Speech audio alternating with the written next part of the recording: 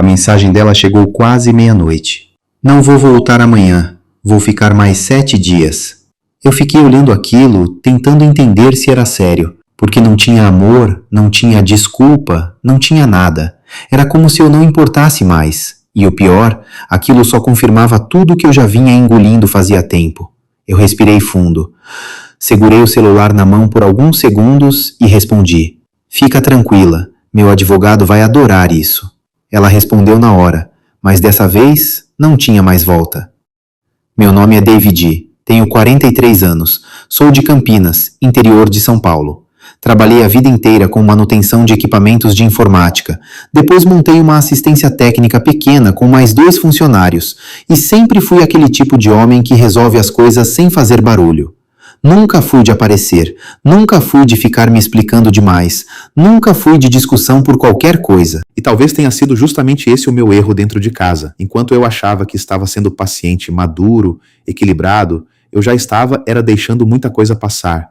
Eu tô contando isso agora porque tem homem que olha para certos sinais e ainda chama de fase ruim. Eu também fiz isso. Fiquei arrumando desculpa. Fiquei dizendo para mim mesmo que casamento tem altos e baixos, que mulher às vezes se afasta, que o cansaço muda as pessoas. Só que não era cansaço, não era fase, e não começou naquela mensagem. Aquela mensagem foi só o ponto em que ela parou de fingir. Antes de continuar, comenta aqui de qual cidade você está me ouvindo. Eu gosto de ler depois e ver quanta gente de lugar diferente acompanha essas histórias. E, se essa história te prender, deixa o like. Agora eu vou te contar como eu cheguei naquela resposta e por que, quando eu escrevi "Meu advogado vai adorar isso", eu já não estava falando por impulso. Eu era casado com a Patrícia fazia 17 anos. Ela tinha 41. A gente se conheceu novo, quando as coisas ainda pareciam mais simples. Eu não vou fingir que nosso casamento era perfeito porque não era. Nenhum é.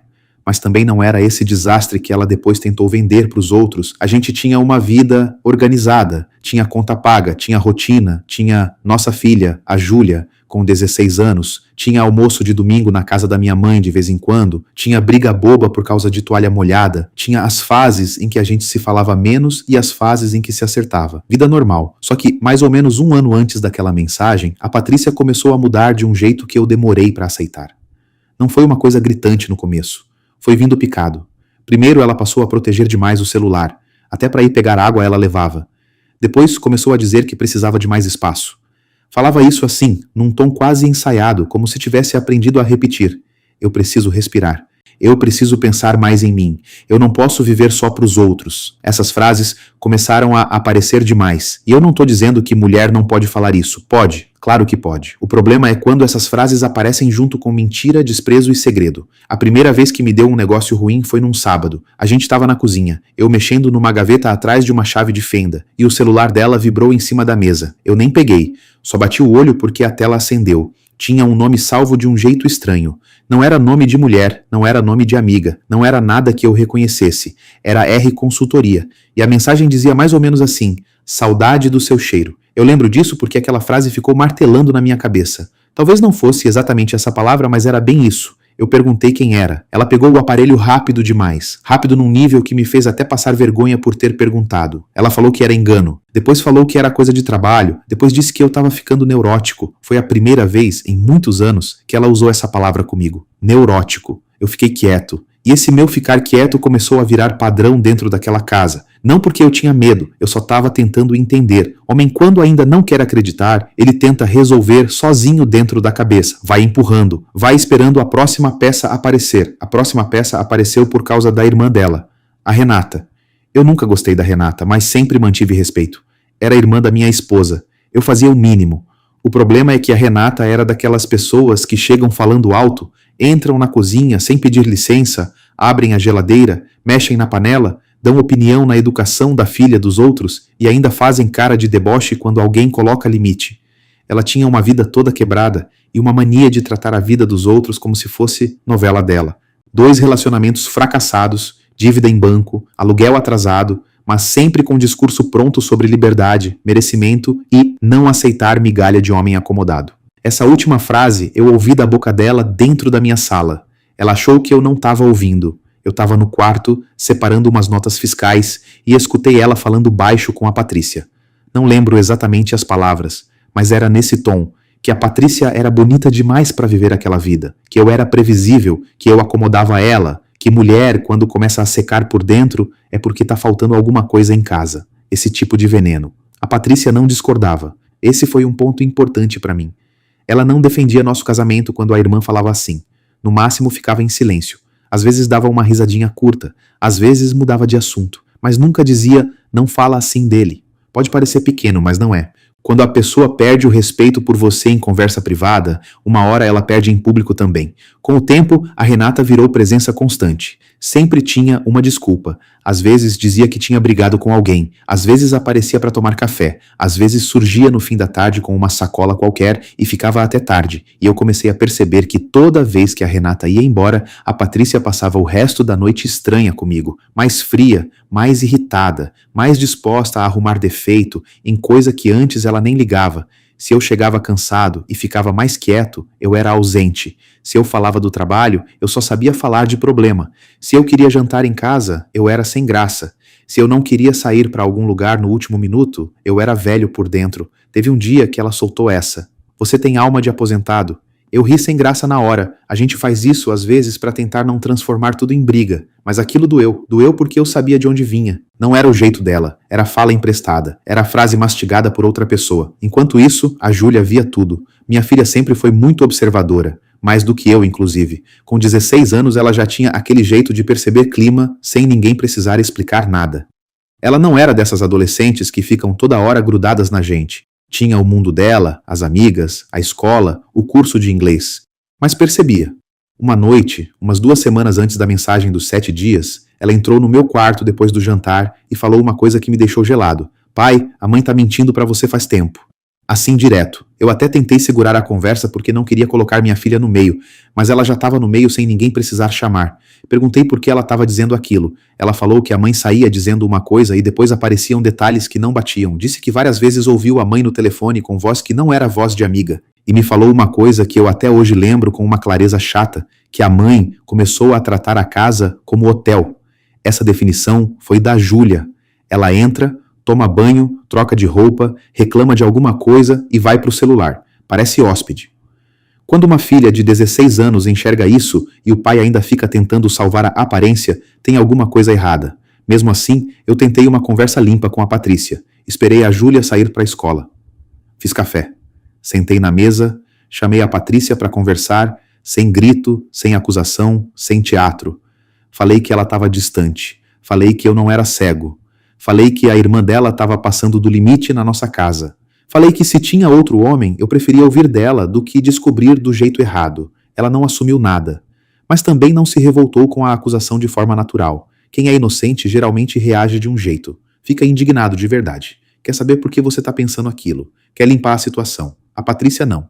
Ela virou o jogo. Disse que eu tinha deixado ela sozinha fazia anos. Disse que eu transformei casamento em rotina. Disse que eu só pensava em conta, serviço e problema. Disse que qualquer mulher cansaria. Eu perguntei objetivamente se existia outra pessoa. Ela respondeu, talvez exista em mim uma vontade de viver algo que eu não vivi. Olha a resposta. Nem sim, nem não. Resposta de quem quer deixar a porta entreaberta para depois reescrever a história. Naquele mesmo dia, eu liguei para o Dr. Marcelo, advogado que já tinha me ajudado uma vez com uma questão da empresa. Não liguei pedindo divórcio ainda. Liguei pedindo orientação. Queria saber o que eu devia guardar, como eu devia agir se a coisa piorasse, se valia a pena conversar antes, esse tipo de coisa. Ele foi muito simples comigo. Disse que, se eu suspeitava de afastamento planejado, uso de dinheiro comum sem acordo e tentativa futura de inverter narrativa, eu precisava parar de agir só pelo emocional. Mandou guardar mensagens, comprovantes, extratos, print do que fosse aparecendo e, principalmente, não cair em provocação. Ele falou uma frase que eu não esqueci. Homem calmo com prova na mão vale mais do que homem certo gritando sozinho. Aquilo entrou na minha cabeça. Nos dias seguintes eu comecei a olhar as coisas com mais atenção. Não saí fuçando tudo igual doido. Fui observando. O que estava na minha frente já era bastante. Cartão conjunto com gasto que ela não explicava direito. Pix para Renata com valores altos e sem contexto. Saídas que mudavam de versão. Um dia era almoço com as amigas. No outro, quando eu perguntava alguma coisinha simples, ela já dizia que eu queria controlar. Teve um detalhe bobo que hoje eu vejo como decisivo. Uma nécessaire que ela levou numa viagem curta de amigas. Ela saiu de casa numa quarta-feira dizendo que ia passar 2 dias fora com 2 conhecidas do Pilates. Era um pacote, segundo ela, para descansar a cabeça.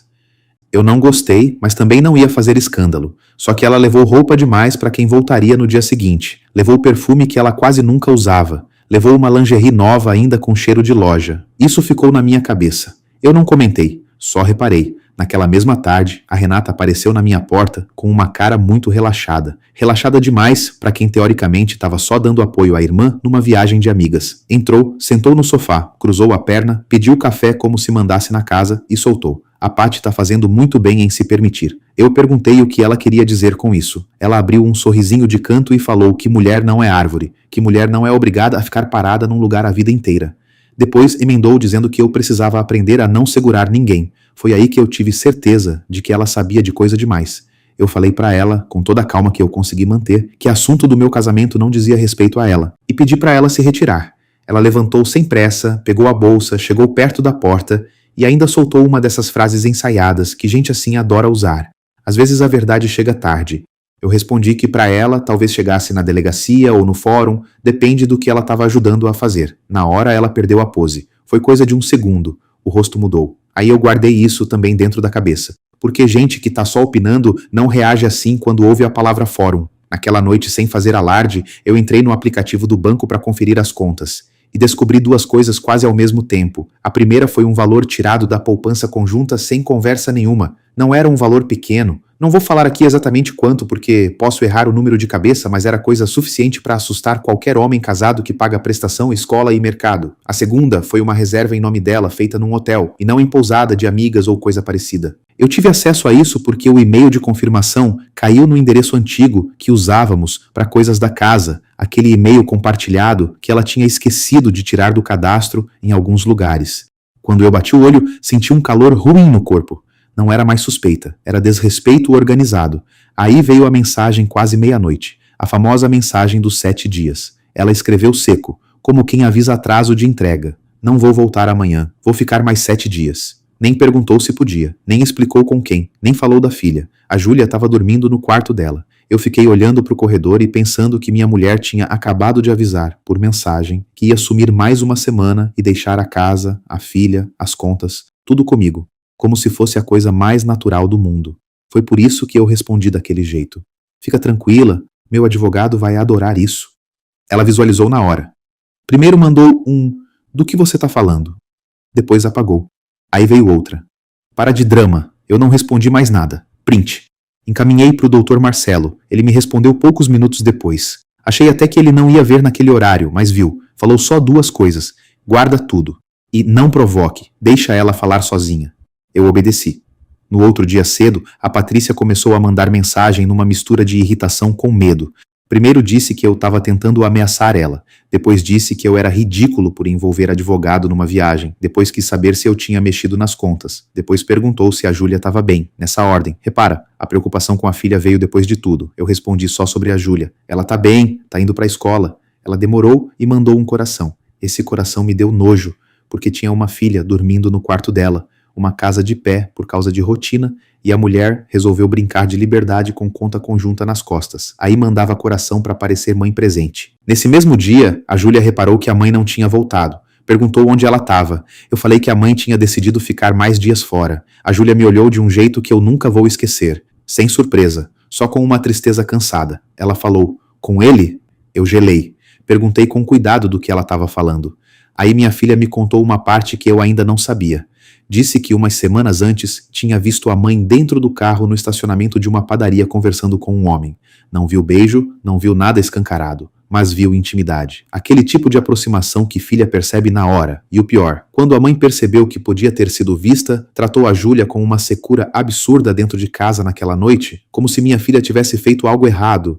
Perguntei se ela sabia quem era o homem. Ela falou que tinha quase certeza de que era o Fábio. O Fábio era dono de uma academia pequena, ali perto do bairro. Não era amigo meu. Mas eu conhecia de vista, porque a Patrícia tinha começado a fazer aula funcional lá meses antes. No começo era 2 vezes por semana, depois virou quase todo dia, depois teve plantão no sábado, depois teve confraternização do pessoal, depois teve café depois do treino, e assim vai. Eu lembro de uma vez em que ela chegou em casa falando dele demais, elogio demais. que ele era muito disciplinado, muito motivador, muito divertido, muito isso, muito aquilo. Eu até brinquei na época que, pelo jeito, o homem era um herói nacional. Ela ficou irritada num nível desproporcional. Foi uma discussão pequena, mas hoje eu vejo que ali já tinha verdade escapando pelas beiradas. Com essa informação da Júlia, eu liguei para o Tomás. Tomás não é detetive particular nem nada disso, mas trabalha há muitos anos com rastreamento de documentação, cobrança, localização de gente para ação judicial. Aquelas coisas que advogado vive precisando. É meu amigo desde antes de eu casar. Homem quieto, inteligente e desconfiado do jeito certo. Contei por alto o que estava acontecendo. Ele não deu sermão, não ficou fazendo cena, não perguntou se eu tinha certeza de traição. Só falou, me passa nome completo desse sujeito e da tua cunhada. Eu passei. No fim da tarde ele me ligou de volta. Disse que ainda estava levantando coisa, mas já tinha uma informação importante. A Renata estava quebrada. Dívida em cartão, cobrança correndo, ameaça de despejo. E mais. Tinha recebido depósitos nos últimos meses de uma empresa ligada ao Fábio. Não eram valores absurdos, mas eram repetidos. Na hora eu sentei, porque aquilo mudava tudo. Uma coisa é irmã fofoqueira, venenosa, metendo a colher por prazer.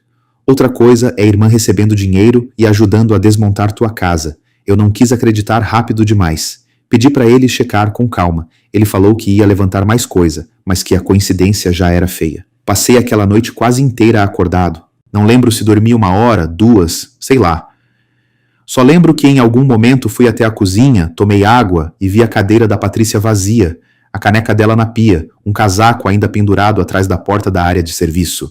Essas coisas pequenas ficam muito fortes quando a pessoa some por decisão própria, porque não parece saudade, parece invasão. A pessoa está ausente, mas os rastros dela continuam pela casa inteira. No segundo dia sem ela, a Renata tentou entrar em contato comigo, mensagem curta. Não piora as coisas, eu nem respondi. Encaminhei para o advogado, encaminhei para o Tomás e guardei. No mesmo fim de tarde, o Dr. Marcelo me chamou no escritório. Fui até lá depois de fechar a loja mais cedo. No caminho, enquanto eu dirigia, eu pensava que ainda existia uma parte minha muito idiota querendo ouvir uma justificativa plausível. Não reconciliação. Justificativa. É estranho isso. Mesmo vendo os pedaços todos, a cabeça do homem procura uma explicação menos feia. Só que quando eu sentei na frente do advogado, essa parte acabou. Ele foi objetivo. Disse que a mensagem dela, o saque, a ausência prolongada, o descaso com a filha, as provas de gasto sem conversa e a possibilidade de vínculo com o terceiro compunham um quadro muito favorável para mim numa eventual separação litigiosa. Falou que eu não devia usar termo jurídico por conta própria, nem sair repetindo coisa de internet, mas que do ponto de vista estratégico, ela tinha sido imprudente demais. Depois ele perguntou uma coisa que me pegou. Você quer salvar o casamento ou quer se proteger do estrago?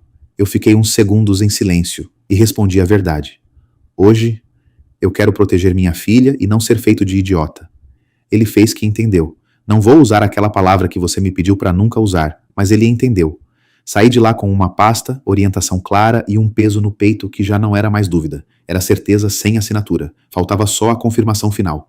A confirmação veio por um detalhe que nem partiu de mim. No terceiro dia, a Patrícia postou uma foto. Não no perfil principal. Ela não era burra a esse ponto. Foi numa conta menor, dessas que a pessoa acha que pouca gente acompanha. Mas alguém acompanhava. A melhor amiga da minha irmã viu, tirou print e mandou para minha irmã, que me mandou sem comentar nada. Só o print. Na foto, não aparecia rosto inteiro de ninguém. Mas aparecia a mão dela, o bracelete que eu dei de aniversário, e aparecia a mão de um homem segurando um copo. No fundo, uma camisa que eu reconheci depois de bater os olhos 2 vezes. Era o uniforme da academia do Fábio. A legenda era pior. Algo como, às vezes você só precisa ter coragem. Pode ser que não tenha sido exatamente isso, mas era nessa linha. Frasezinha de gente que quer transformar covardia em liberdade.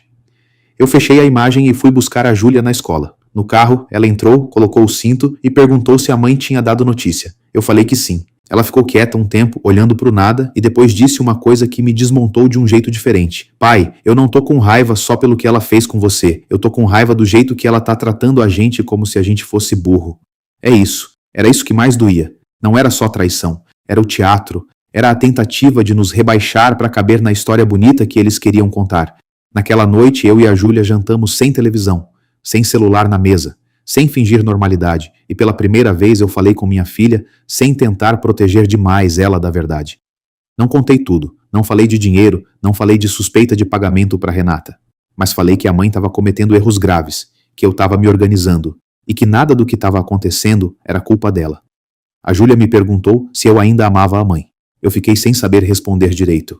E foi exatamente isso que eu disse. Não sei te responder isso hoje. Porque naquele momento amor e humilhação estavam misturados demais. Tinha lembrança boa, tinha a história, tinha a mãe da minha filha, mas tinha também o jeito como ela estava me descartando, o jeito como ela estava deixando a casa, o jeito como provavelmente tinha alguém rindo junto com ela enquanto eu dava remédio para nossa filha quando ela ficava gripada, pagava conta, corria atrás de peça de computador e tentava manter tudo em pé. No quarto dia, o Tomás me ligou cedo, falou que agora tinha coisa mais concreta. Os depósitos da empresa ligada ao Fábio para Renata não eram um acaso.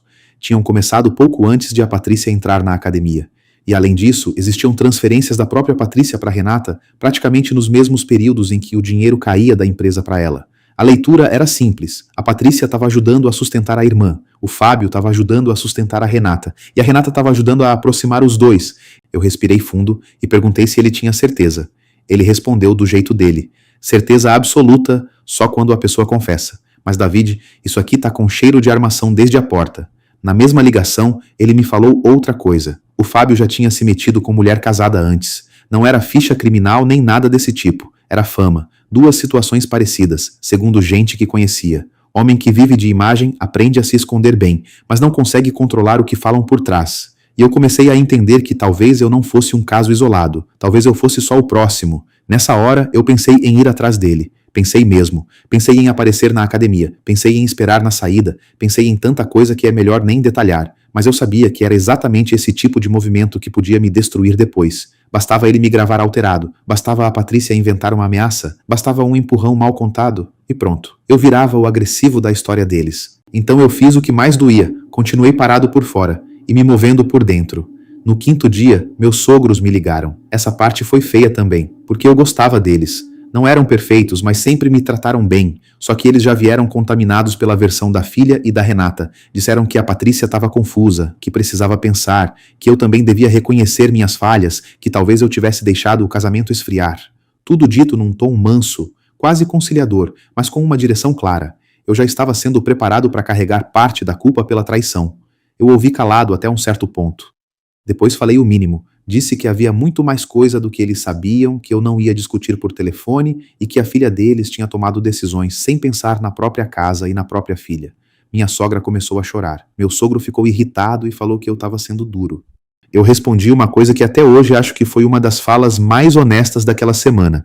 Duro é sua neta acordar e perceber que a mãe resolveu esticar uma aventura e chamar isso de necessidade pessoal. Acabou a ligação ali. Mais tarde, a Patrícia mandou mensagem furiosa, dizendo que eu estava colocando a família dela contra ela. Eu li e não acreditei. Ela tinha sumido, me deixado com tudo, gastado dinheiro sem falar comigo. Provavelmente estava com outro homem e eu é que estava jogando família contra ela. Eu não respondi. Print, pasta, advogado. Nessa altura, eu já tinha parado de reagir como marido e começado a agir como homem acuado que finalmente entendeu a posição em que colocaram ele. No sexto dia, aconteceu uma coisa pequena que para mim teve um peso enorme. A Júlia recebeu uma mensagem da mãe. Não era pergunta sobre a escola. Não era pedido de desculpa. Não era "como você tá?". Era foto de um café da manhã, com legenda dizendo algo como "logo logo a mamãe volta e conversa com você". Minha filha mostrou o celular para mim com uma cara de decepção tão grande que eu tive vontade de quebrar alguma coisa. Ela falou: "Ela tá fazendo turismo emocional". Eu até ri curto, sem humor. Porque era exatamente isso. A Patrícia queria parecer presente sem fazer o trabalho de estar presente. Queria preservar imagem. Queria pousar de mulher sensível em busca de si mesma, enquanto deixava para trás o básico que sustenta uma família. Nesse mesmo dia, o Tomás mandou mais um arquivo. Era uma lista de entradas e saídas de CNPJ, coisa que eu não vou saber explicar tecnicamente aqui, mas que mostrava que a tal empresa, ligada ao Fábio, estava enrolada com o nome de laranja, alteração de quadro, essas coisas. Nada ainda que me interessasse para a polícia, mas interessava para mim porque revelava o tipo de gente com quem a Patrícia tinha resolvido brincar de futuro. A verdade é que, quanto mais eu descobria, menos eu queria aquela mulher de volta. Isso foi me assustando, porque até então eu me achava o marido traído ainda preso emocionalmente. E de repente, eu comecei a sentir um cansaço muito fundo, um tipo de nojo da situação. Não dela como pessoa só, da dinâmica toda, da irmã se metendo, do sujeito posando de vida nova, da covardia de me deixar em casa administrando estrago, enquanto eles talvez estivessem se achando protagonistas de alguma história de libertação. No 7º dia, que em tese era o dia em que ela deveria voltar, ninguém voltou, nem ela, nem a coragem dela. Perto do almoço, recebi mais uma mensagem. Vou precisar de mais um tempo. Quando eu voltar, a gente conversa com calma. Aí eu ri sozinho. Não foi risada de felicidade, claro. Foi aquela risada curta de quem já passou do ponto, porque foi nessa hora que eu tive certeza de que ela acreditava mesmo que ainda controlava o ritmo de tudo. Ela some, ela estica, ela volta quando quiser, ela chama para conversar quando achar conveniente, ela explica o mínimo e todo mundo se reorganiza ao redor dela. Não, eu respondi só, não precisa correr, o processo já tá andando. Dessa vez ela ligou, eu não atendi. Ligou de novo. Eu também não atendi. Na terceira, atendi no viva voz, com a Júlia no quarto, longe, sem ouvir. A voz da Patrícia vinha nervosa, mas tentando manter uma superioridade barata. Disse que eu estava exagerando. Disse que eu queria transformar uma crise de casamento numa guerra. Disse que eu sempre fui orgulhoso demais. Eu perguntei uma única coisa. Você tá com o Fábio? Silêncio. Depois veio aquele tipo de resposta que já é resposta. Isso não é da sua conta nesse momento. Eu falei, é da minha conta desde o dia em que você tirou o dinheiro da nossa conta e largou sua filha aqui. Ela tentou inverter. Disse que eu estava monitorando ela. Disse que eu mexi onde não devia. Disse que eu sempre precisei controlar tudo. Aí eu perdi a paciência pela primeira vez, mas sem gritar. Falei baixo, bem baixo. Patrícia, você mentiu, sumiu, gastou o que era nosso, envolveu sua irmã nessa sujeira, largou a Júlia com uma mensagem de coração e ainda quer posar de vítima. Então presta atenção. Você não vai mais ditar o que acontece daqui pra frente. Ela desligou na minha cara. Eu fiquei com a mão parada no telefone alguns segundos. Não lembro quanto tempo. Só lembro do silêncio da casa depois. Naquele mesmo fim de tarde, protocolei o que precisava ser protocolado. Não vou ficar aqui bancando o especialista jurídico, porque não sou. O Dr. Marcelo fez o trabalho dele. Eu só levei prova, organizei documento, assinei o que tinha que assinar e mantive a cabeça o mais no lugar que deu. O foco era blindar o patrimônio que dava, registrar a situação, formalizar o que já estava acontecendo na prática e impedir que, quando ela resolvesse aparecer com versão bonita, eu ficasse sem nada além da minha palavra. No 8º dia ela voltou, sem avisar direito. Chegou no meio da tarde com óculos grande, bolsa no ombro e uma postura que misturava cansaço e arrogância, como se tivesse passado por uma experiência profunda e estivesse acima da confusão doméstica. A primeira pessoa que ela procurou foi a Júlia. Minha filha ficou parada na sala olhando para a mãe. Não correu, não abraçou, não chorou, só olhou. A Patrícia começou com aquele tom doce que gente culpada às vezes usa. Disse que precisava conversar, que a filha ia entender com o tempo, que mãe e filha jamais deixam de se amar. A Júlia cortou. Você ficou 8 dias fora e me mandou foto de café. Foi seco. A Patrícia ficou sem resposta por um instante. Depois começou a chorar. Eu, vendo aquilo, percebi uma coisa dura. Tinha choro ali, sim, mas não era o choro que repara. Era o choro que tenta recuperar espaço. Eu pedi para a Patrícia conversar comigo na cozinha. Ela foi, sentou numa cadeira, largou a bolsa na outra e ficou esperando eu falar, quase como se eu fosse abrir espaço para a explicação dela. Quem falou primeiro foi ela. Disse que tinha se envolvido, que já vinha confusa fazia meses, que não planejou me humilhar, que se sentia sufocada havia muito tempo, que encontrou no Fábio uma leveza que não sentia mais, que a Renata só queria ver ela feliz. Quando ela falou isso da Renata, eu quase ri. Perguntei se ela sabia que a irmã estava recebendo dinheiro. Ela travou. Na hora. Foi um daqueles segundos em que a pessoa pisca mais devagar, muda o rosto e entende que o chão acabou. Ela perguntou do que eu estava falando. Eu falei que não ia entregar tudo ali de mão beijada, mas que já sabia o suficiente para entender a participação da irmã dela nessa história. E falei mais, que eu sabia dos saques, dos depósitos, das mensagens e do sujeito com quem ela estava se envolvendo. Ela começou a negar a parte do dinheiro da Renata. Negou rápido demais. Depois disse que talvez o Fábio tenha ajudado a irmã em alguma dificuldade, mas que isso não tinha nada a ver com o relacionamento deles. Relacionamento, ela usou essa palavra, então já não era confusão, já tinha nome. Eu fiquei olhando para minha esposa ou para o que tinha sobrado da imagem que eu tinha dela e perguntei uma coisa simples. Você saiu de casa achando que ia poder voltar quando quisesse? Ela demorou um pouco e falou. Eu achei que a gente ainda podia conversar como adultos. Eu respondi. Adulto não some por mensagem deixando conta, filha e sujeira para os outros. Foi nessa conversa que ela tentou fazer a manobra mais baixa.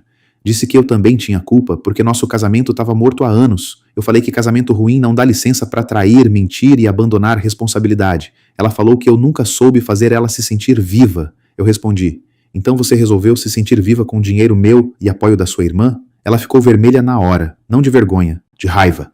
E aí a máscara caiu um pouco. Ela disse que eu sempre tive prazer em jogar as coisas na cara, que eu nunca ia entender o que era ser mulher, mãe, esposa e ainda se sentir invisível. Eu podia até acolher uma dor real se ela viesse limpa. Se ela dissesse: eu errei, eu fui covarde, eu me perdi.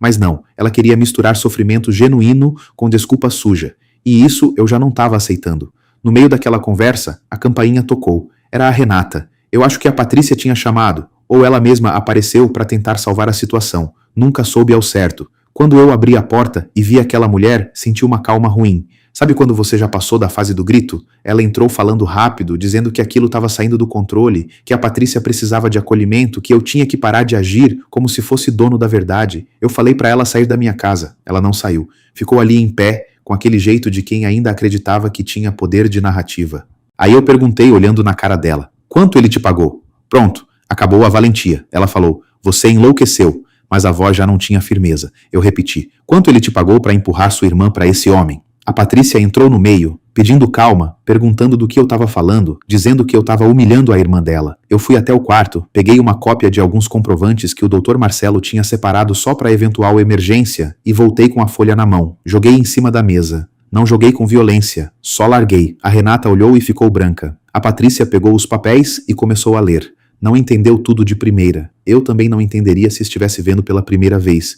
Mas dava para entender o suficiente. Datas, valores, origem, repetição. Eu falei o que precisava ser dito, que a empresa ligada ao Fábio estava repassando dinheiro para Renata, que isso coincidiu com a aproximação da Patrícia com ele, que a Renata estava cheia de dívida, que eu já tinha levado aquilo pro advogado e que, se elas quisessem continuar se fazendo de ofendidas, tudo bem, só não iam mais me tratar como bobo dentro da minha própria casa. A Patrícia começou a chorar de um jeito diferente. Dessa vez foi desespero mesmo. Virou para a irmã e perguntou se aquilo era verdade. A Renata tentou se explicar. Falou que recebeu ajuda. Falou que o Fábio era generoso. Falou que nunca pensou em prejudicar ninguém. Falou que só queria que a irmã saísse de um casamento triste. Eu não lembro exatamente a sequência das palavras, mas lembro perfeitamente da frase da Patrícia logo depois. Você me vendeu?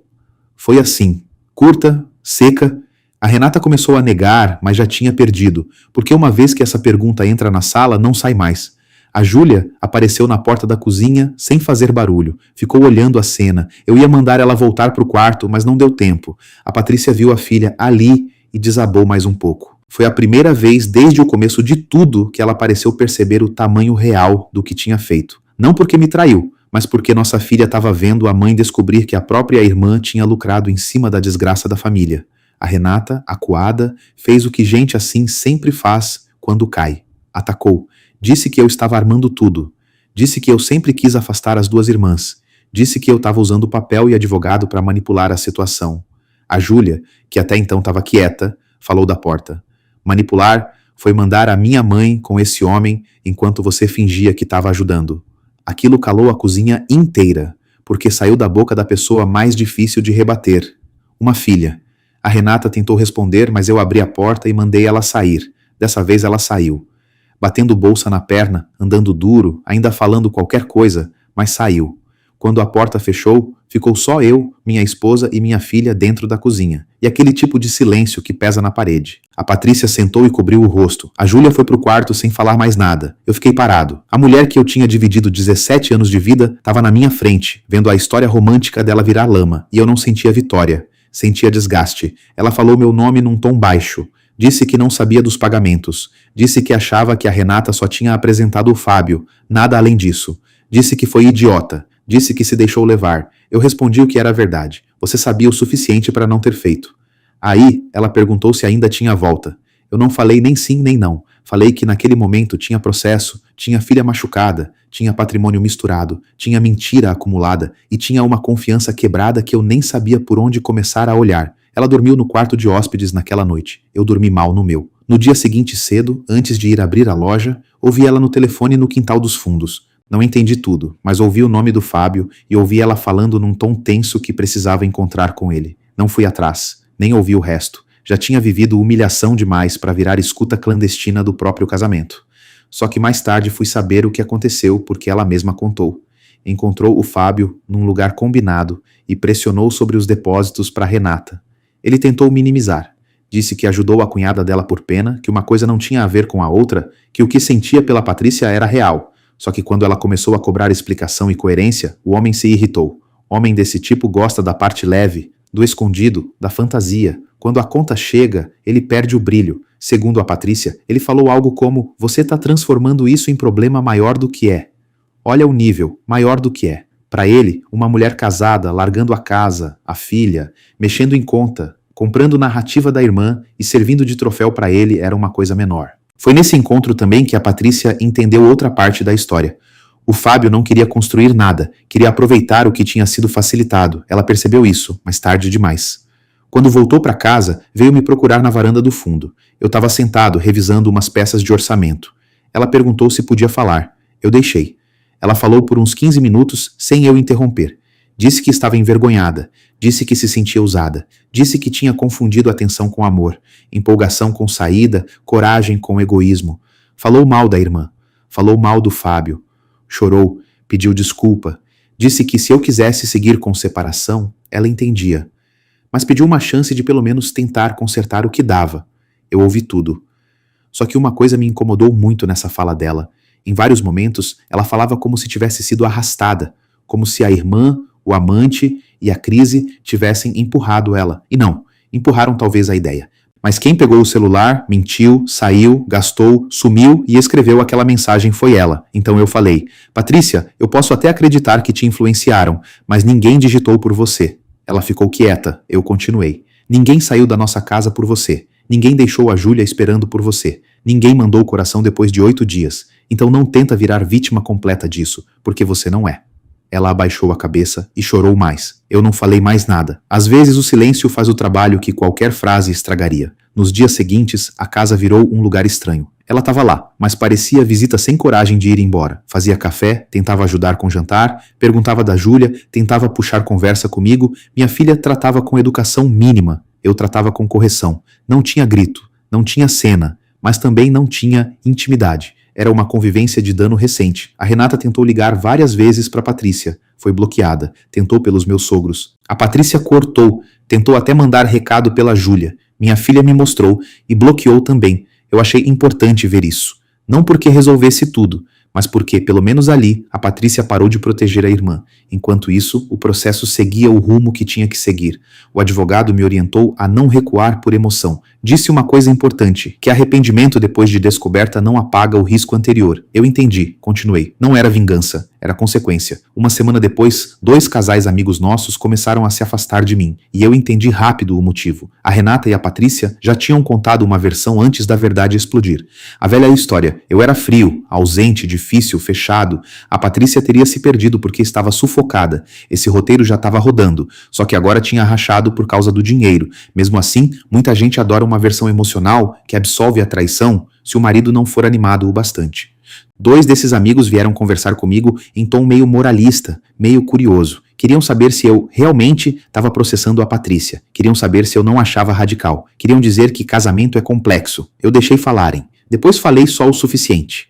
Expliquei que não se tratava de uma briga de casal ou de um caso isolado de distância emocional. Se tratava de abandono de responsabilidades, movimentação financeira sem acordo, interferência de terceiro e uma sequência de mentiras documentadas. Não detalhei tudo, só o bastante. A postura deles mudou.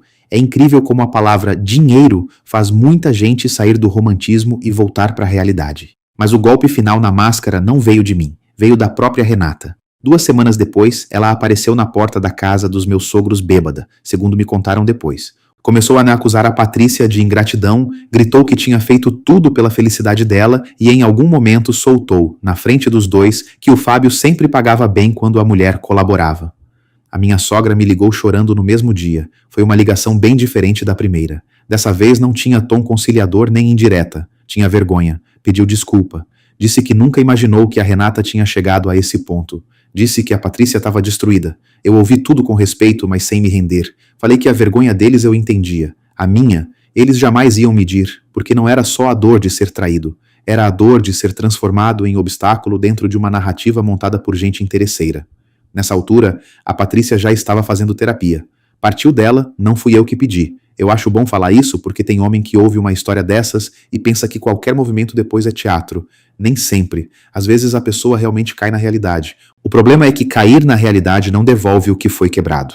Ela começou a mudar o jeito de falar comigo. Parou de justificar tanto. Parou de usar aquelas frases prontas sobre se encontrar, se permitir, viver algo novo.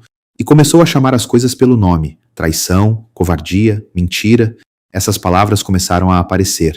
Isso teve valor para mim. Pequeno, mas teve.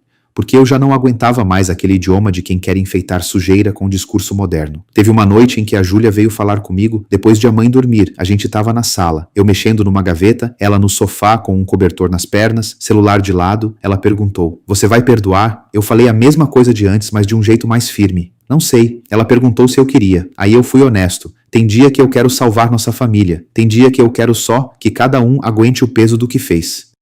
Minha filha ficou quieta um pouco. Depois falou uma coisa muito madura para a idade dela. Só não volta porque ficou com pena.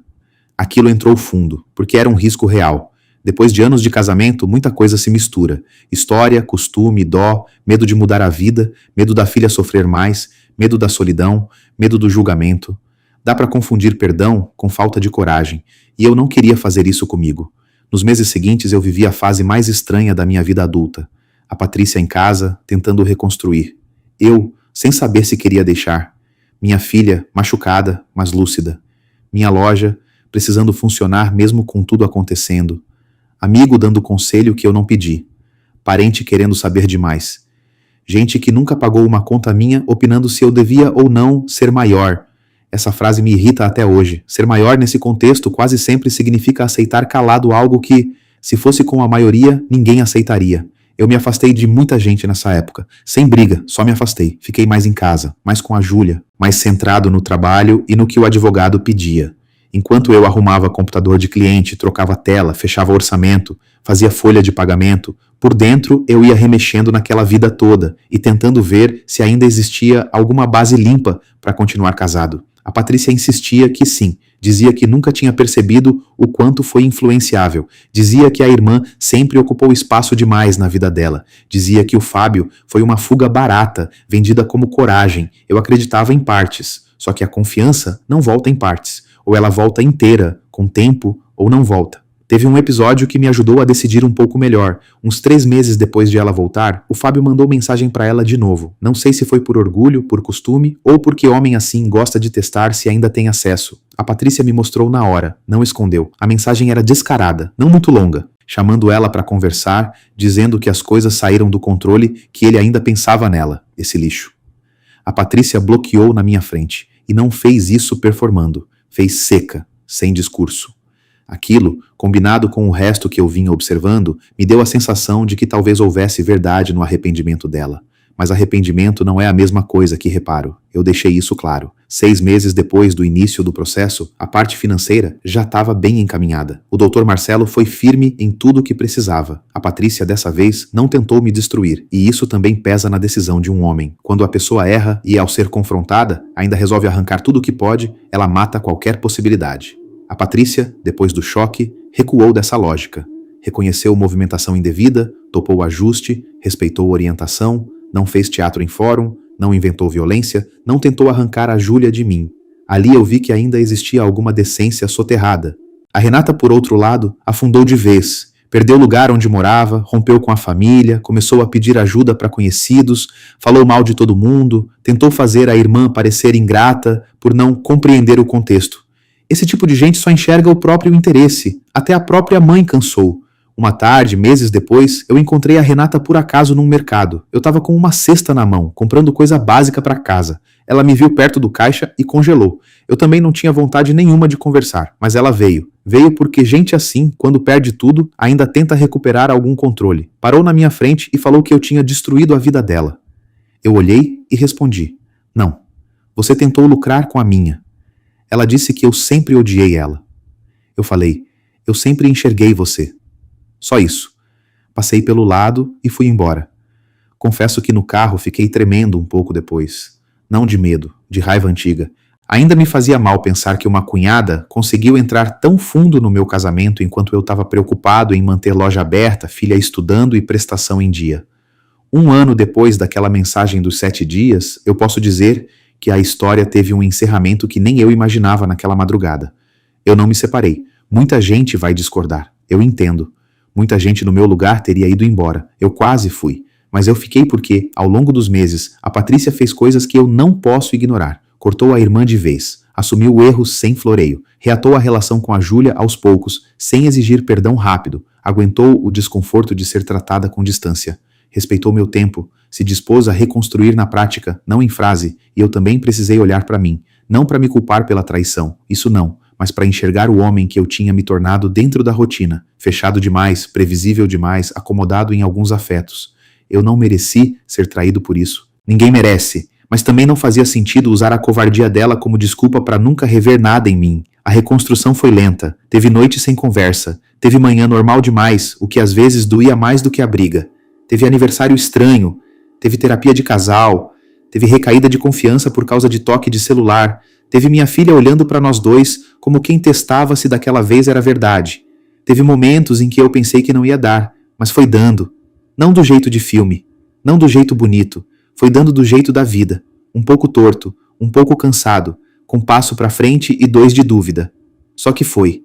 Hoje eu não romantizo o que aconteceu, não transformo a Patrícia em vítima seduzida nem em monstro definitivo. Ela foi uma mulher adulta que escolheu errado em cima de vaidade, influência ruim e covardia. A Renata foi pior porque vendeu a própria irmã por dinheiro e ego. O Fábio foi só o que muitos homens desse tipo são. Corajoso para invadir o lar dos outros, fraco para sustentar qualquer verdade depois. E eu fui o homem que demorou demais para parar de engolir sinal. Se eu tivesse que resumir o ponto de virada dessa história, não foi o dia em que descobri o outro homem, também não foi o dia em que vi os depósitos para Renata, nem o dia em que a Patrícia voltou. Foi o minuto em que eu respondi aquela mensagem sem implorar, sem gritar, sem negociar minha dignidade. Meu advogado vai adorar isso. Ali eu finalmente saí do lugar de homem acuado, tentando entender, e fui para o lugar de homem que aceita a realidade, por mais feia que seja, e começa a agir.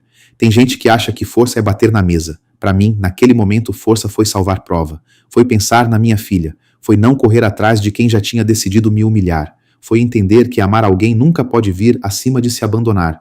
E teve mais uma coisa que eu só entendi depois. Aquela mensagem dela não foi o pior ato. O pior ato foi tudo que veio antes e tudo que permitiu que ela mandasse aquela mensagem achando que eu ainda ia ficar esperando. Porque respeito não acaba de uma vez, vai sendo corroído no detalhe, na risadinha da cunhada, na resposta atravessada, no celular virado, na ausência sem peso, na culpa jogada em cima de quem tá tentando sustentar a casa. Quando a pessoa chega ao ponto de escrever "não volto amanhã, só daqui 7 dias", ela já passou por vários limites antes.